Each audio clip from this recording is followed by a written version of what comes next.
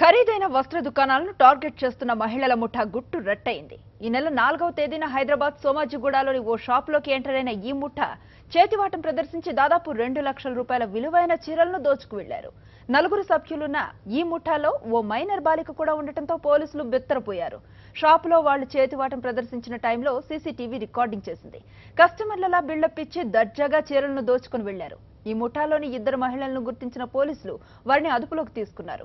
మిగిలిన వారి కోసం వేట ప్రారంభించారు.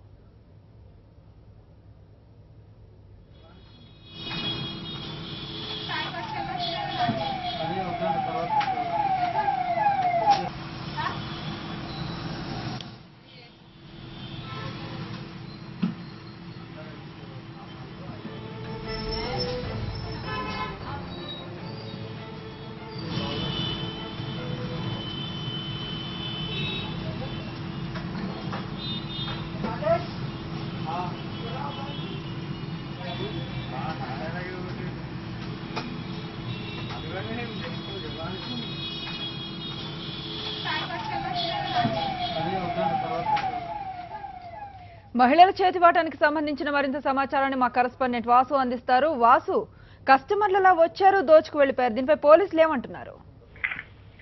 అనుశ్రీ, హైదరాబాద్ లో ఖరీదైన వస్త్ర దుకాణాలను టార్గెట్ గా చేసుకుని కూడా అందులో విలువైనటువంటి చీరలతో పాటు ఎలక్ట్రానిక్ వస్తువులు కూడా దొంగలించినటువంటి ఒక మహిళ దొంగల ముఠా గుట్టురట్టయింది. పంజాగుట్ట పోలీస్ స్టేషన్ పరిధి సోమాజిగూడలో ఈ నెల 4వ తేదీన ఒక వస్త్ర దుకాణంలోకి వెళ్ళినటువంటి 4 సభ్యుల మహిళల ముఠా, ఇందులో ఒక మైనర్ బాలికను కూడా మనం సీసీ కెమెరాలో చూస్తా ఉన్నాం, ఫుటేజ్ లో చూస్తా ఉన్నాం. ఈ 3 మహిళలు కూడా అక్కడ అటెన్షన్ డైవర్షన్ పరిధిలో అక్కడ ఉన్నటువంటి షాప్ వచ్చి యజమాని కూడా దృష్టి మరల్చి ఒక మైనర్ బాలికను పురిగొల్పి అక్కడ ఉన్నటువంటి ఖరీదైన దాదాపు 10 చీరలు 2 లక్షల రూపాయల 10 చీరలు కూడా అక్కడి నుంచి తీసుకెళ్లడం జరిగింది. ఆ తర్వాత యజమాని గుర్తించడంతో సీసీ కెమెరా ఫుటేజ్ గుర్తించిన నేపథ్యంలో కూడా 4 మహిళలు ఈ యొక్క అంత ముఠాగా వచ్చి చాలా చాకచక్యంగా ఇక్కడ దోపిడీకి పాల్పడ్డారని కూడా యజమాని గుర్తించాడు. ఈ నేపథ్యంలో పంజాగుట్ట పోలీసులకు ఫిర్యాదు చేశాడు. పోలీసులు సీసీ కెమెరా ఫుటేజ్ పరిశీలించి ఈ 4 సభ్యుల కోసం ప్రత్యేక టీంను రంగంలో దించారు. అయితే రీసెంట్ గా కూడా హైదరాబాద్ నగరంలో ఇలాంటి చోరీలు చోటు చేసుకునే నేపథ్యంలో ఇలాంటి గ్యాంగ్లు ఎక్కడి నుంచి వస్తున్నాయన్న కోణంలో పోలీసులు దృష్టి పెట్టారు. అయితే గుంటూరుకు సంబంధించినటువంటి ఇద్దరు వ్యక్తులను గుర్తుపట్టడం జరిగింది. వాళ్ళని కూడా ఈ రోజు అరెస్ట్ చేశారు, రిమాండ్ చేయడం జరిగింది. మైనర్ బాలిక మరొక మహిళకు సంబంధించిన ఆచూకీ ఇంకా పోలీసులకు లభ్యం కాలేదు. వారి కోసం కూడా ప్రత్యేక టీములు గాలిసినటువంటి పరిస్థితి. అది ఈ ముఠాలోని ఇద్దరు మహిళల కోసం ఎవరనేది కూడా మరి వీళ్ళిద్దరిని కూడా మరొకసారి కస్టడీ తీసుకుని విచారించే అవకాశాలు ఉన్నాయి. అది కేవలం ఈ యొక్క షాపులోనే చేశారా, గతంలో వీరిపై ఇలాంటి కేసులు ఏమైనా ఉన్నాయన్న కోణంలో కూడా పోలీసులు దర్యాప్తు సాగిస్తున్నారు. అనుశ్రీ, ప్రస్తుతం 2 మహిళలను అదుపులోకి తీసుకున్నట్లుగా చెప్తూ ఉన్నారు కదా, వాళ్ళ వెర్షన్ ఎలా ఉందంటారు?